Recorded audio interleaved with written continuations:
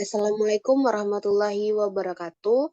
Kami dari kelompok 5 akan mempresentasikan materi mengenai evaluasi kinerja pendidik dan tenaga kependidikan.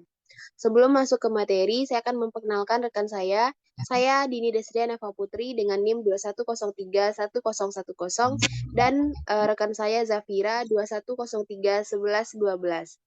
Untuk dosen pengampu mata kuliah administrasi dan survei pendidikan ini, yaitu Ibu Widiati MPD.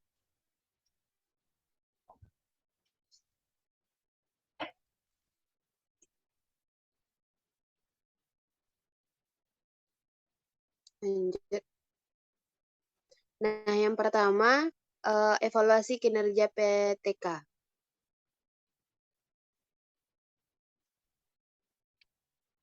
Nah, evaluasi kinerja PTK ini menurut Undang-Undang Nomor 14 Tahun 2005 tentang guru dan dosen. Sertifikat pendidik diberi kepada dosen atau guru yang telah memenuhi persyaratan kualifikasi akademik dan kompetensi sebagai agen pembelajaran. Sertifikat pendidik ini diberikan kepada seseorang yang telah menyelesaikan program pendidikan, profesi pendidik, dan lulus ujian sertifikat guru.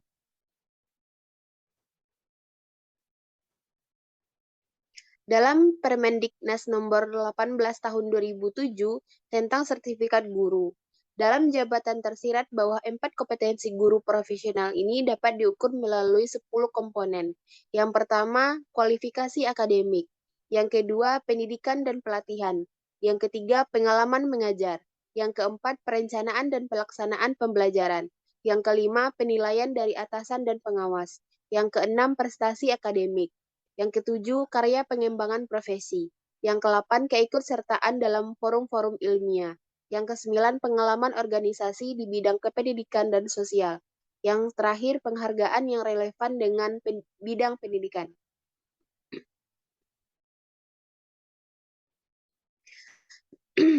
Sepuluh komponen portofolio tersebut merupakan refleksi dari 4 kompetensi guru. Setiap komponen portofolio dapat memberikan gambaran satu atau lebih kompetensi guru, peserta sertifikasi. Dan secara akumulatif, dari sebagian atau keseluruhan komponen merefleksikan keempat kompetensi guru yang bersangkutan.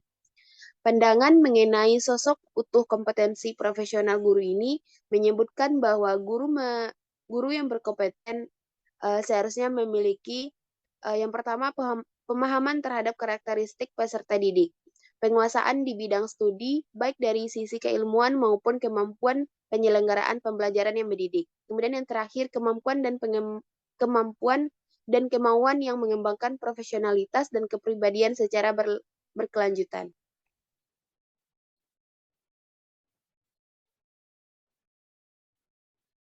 Nah, konsep evaluasi kinerja tenaga pendidik. Dalam pelaksanaan evaluasi kinerja tenaga pendidik dibutuhkan adanya rambu-rambu atau evaluasi Konsep evaluasi di sini mencangkup syarat sistem evaluasi, prinsip pelaksanaan, aspek yang dinilai dalam evaluasi, dan perangkat pelaksanaan evaluasi. Syarat-syarat sistem evaluasi kinerja tenaga pendidik diperlukan untuk memperoleh hasil evaluasi yang benar dan tepat. Syarat-syarat tersebut adalah yang pertama adanya valid. Nah, valid di sini adalah aspek yang dinilai benar-benar mengukur komponen kompeten tugas tenaga pendidik dalam melaksanakan pembelajaran, pembimbingan, dan atau tugas lain yang relevan dengan fungsi sekolah. Kemudian reliable, yaitu mempunyai tingkat kepercayaan tinggi bila proses yang dilakukan memberikan hasil yang sama untuk seseorang tenaga pendidik yang dievaluasi kinerjanya oleh siapapun dan kapanpun. Kemudian yang terakhir adanya praktis, dapat dilakukan oleh siapapun dengan relatif mudah, dengan tingkat validatif dan reliabilitas yang sama dalam semua hal kondisi tanpa memerlukan persyaratan tambahan.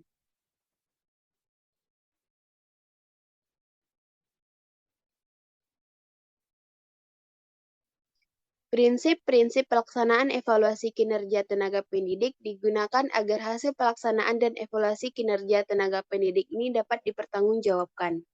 Adapun prinsip-prinsipnya di antara lain, yang pertama adalah berdasarkan ketentuan. Nah, berdasarkan ketentuan ini, evaluasi kinerja tenaga pendidik harus dilaksanakan sesuai dengan prosedur dan mengacu pada peraturan yang berlaku.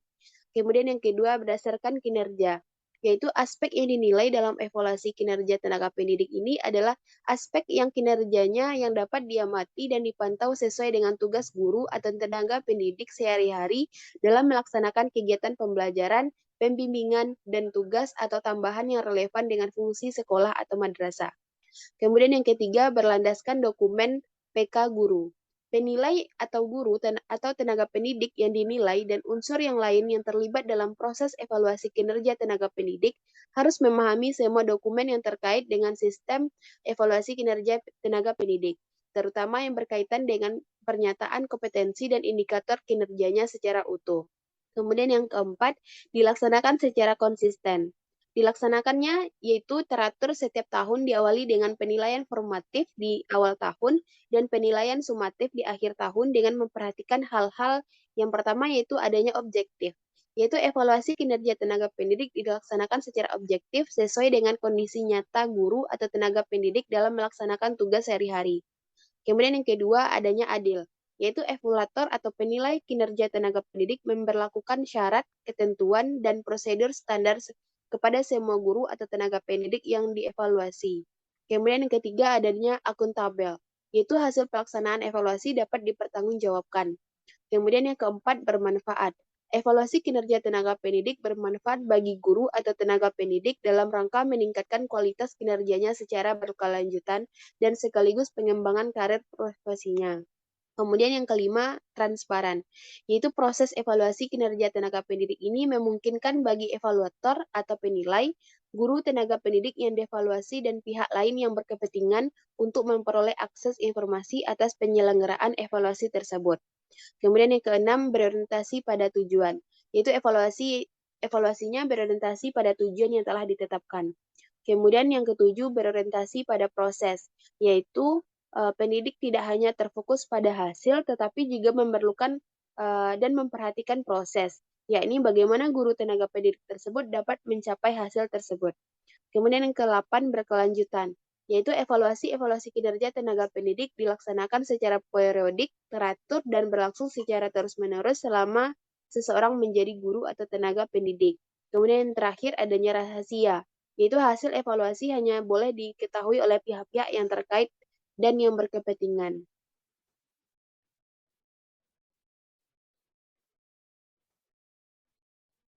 Dalam melaksanakan evaluasi kinerja tenaga pendidik, ada beberapa aspek yang harus dievaluasi, sehubungan dengan peranan guru atau tenaga pendidik sebagai pendidik profesional. Maka dalam evaluasi kinerja tersebut terdapat beberapa unsur. Yang pertama adalah evaluasi guru mata pelajaran atau guru kelas. Aspek evaluasinya meliputi yang pertama, merencanakan dan melaksanakan pembelajaran, kemudian mengevaluasi dan menilai, kemudian menganalisis hasil penilaian, dan terakhir melaksanakan tindak lanjut hasil penilaian. Dalam menerapkan 4 domain kompetensi tersebut, guru atau tenaga pendidik wajib mengevaluasi 24 kompetensi yang digolongkan dalam 4 kompetensi guru, yaitu kompetensi pedagogik, kompetensi kepribadian, kompetensi sosial, dan kompetensi profesional. Ini menurut Permendiknas nomor 16 tahun 2007 tentang standar kualifikasi akademik dan kompetensi guru.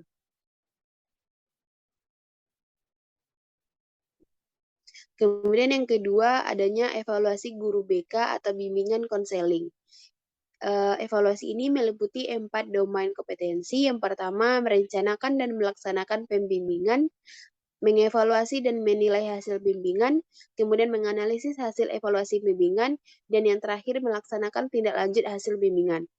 Menerapkannya, konselor atau guru pembimbing konseling diwajibkan menguasai 4 ranah kompetensi yang mencakup 17 kompetensi.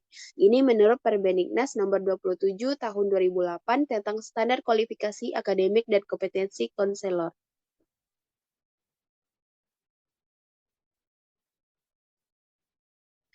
Prosedur pelaksanaan evaluasi kinerja tenaga pendidik ini yang pertama, evaluasi kinerja tenaga pendidik setidaknya dilaksanakan 1 tahun sekali pada tiap sekolah. Evaluasi tersebut dilaksanakan oleh kepala sekolah atau orang penitia yang ditunjuk atau dibentuk langsung oleh kepala sekolah. Pada saat penelitian, petugas peneliti tidak sidak ke tempat pengajaran guru terkait. Kemudian yang kedua, dengan membawa lembar instrumen evaluasi yang berisi tentang poin-poin berdasarkan kompetensi guru yang diuji. Hasil penelitian ini di-coding ke lembar instrumen tersebut ke dalam bentuk skor-skor. Kemudian yang terakhir, setelah hasil tersebut telah terisi semua, hasil dan lembar instrumen selanjutnya display ke dalam lembaran laporan evaluasi. Dalam bentuk laporan tersebut dapat dilihat secara kinerja tenaga pendidik yang telah dievaluasi.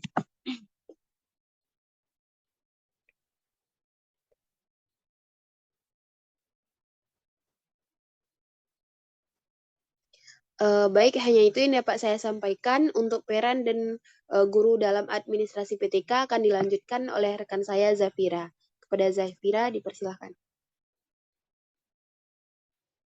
Baiklah, saya akan melanjutkan materi yang kedua, yaitu peran guru dalam administrasi pendidik dan tenaga kependidikan.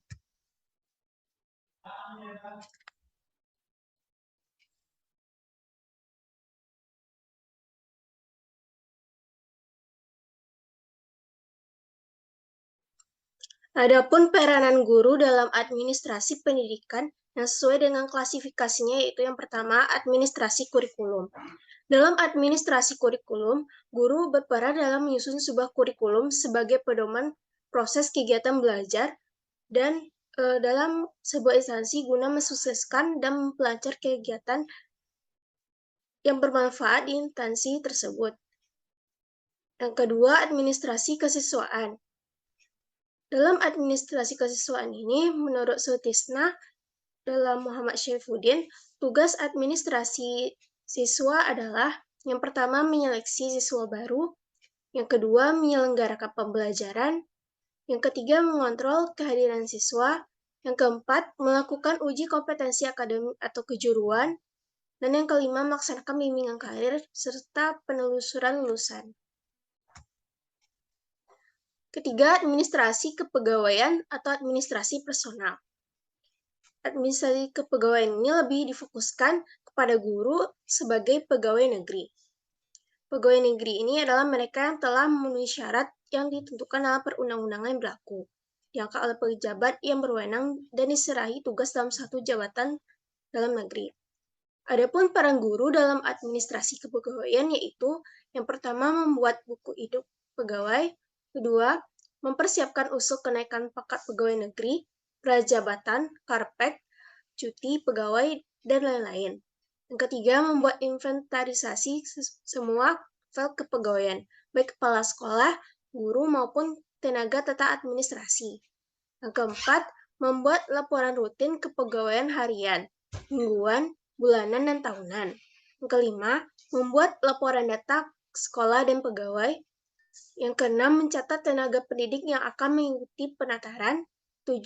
Mempersiapkan surat keputusan kepala sekolah tentang proses KBM, surat tugas, surat kuasa, dan lain-lain. Yang keempat, administrasi keuangan. Penanggung jawab biaya pendidikan adalah kepala sekolah. Namun demikian, guru diharapkan ikut berperan dalam administrasi biaya ini, meskipun menambah beban mereka. Juga memberikan kesempatan untuk serta mengarahkan pembiayaan itu ke perbaikan proses belajar mengajar.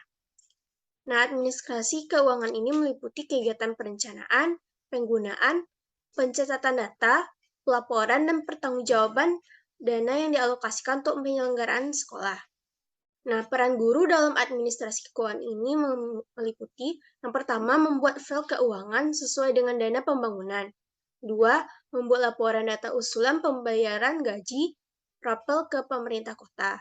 Yang ketiga, membuat pembukuan penerimaan dan penggunaan dana pembangunan. Yang keempat, membuat laporan dana pembangunan pada akhir tahun anggaran.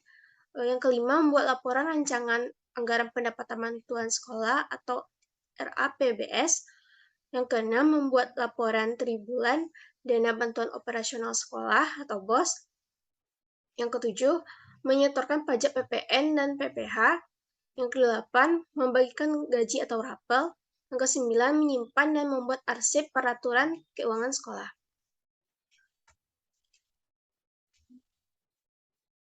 Yang kelima, itu ada administrasi sarana dan prasarana. Peran guru dalam administrasi sarana prasarana sekolah yakni Yang pertama terlibat dalam perencanaan pengadaan alat bantu pengajaran. Yang kedua, terlibat dalam pemanfaatan dan pemeliharaan alat bantu pengajaran. Yang ketiga, pengawasan dalam penggunaan alat praktek oleh siswa. Yang terakhir itu ada administrasi hubungan sekolah dan masyarakat atau disingkat Husemas. Pada administrasi hubungan sekolah dan masyarakat ini, sebuah sekolah yang berada di tengah masyarakat itu dapat berfungsi sebagai lembaga yang menjaga kelestarian nilai-nilai positif yang ada dalam masyarakat agar pewarisan nilai-nilai masyarakat itu berlangsung dengan baik, serta sebagai lembaga yang dapat mendorong perubahan nilai dan tradisi itu sesuai dengan kemajuan dan tuntutan kehidupan serta pembangunan. Adapun peran administrasi hubungan sekolah dan masyarakat yaitu yang pertama adanya kepentingan yang sama antara sekolah dan masyarakat. Masyarakat memerlukan sekolah untuk menjamin bahwa anak-anak sebagai generasi penerus akan dapat hidup lebih baik. Demikian pula sekolah. Kedua, untuk memenuhi masyarakat itu, masyarakat perlu berperan serta dalam pengembangan sekolah. Yang ketiga, untuk meningkatkan peran serta diperlukan kerja sama yang baik melalui komunikasi dua arah yang efisien. Sekian yang dapat saya sampaikan. Saya kembalikan kepada moderator. Baik, saya ucapkan terima kasih kepada Zafira yang telah memaparkan materi terakhir. Nah, itulah presentasi kami dari kelompok 5 mengenai evaluasi kinerja tenaga pendidik ini. Silahkan teman-teman kalau ada kritik dan saran serta pertanyaannya dimasukkan ke forum diskusi e-learning. Kami dari kelompok 5 izin undur diri. Kami ucapkan wassalamualaikum warahmatullahi wabarakatuh.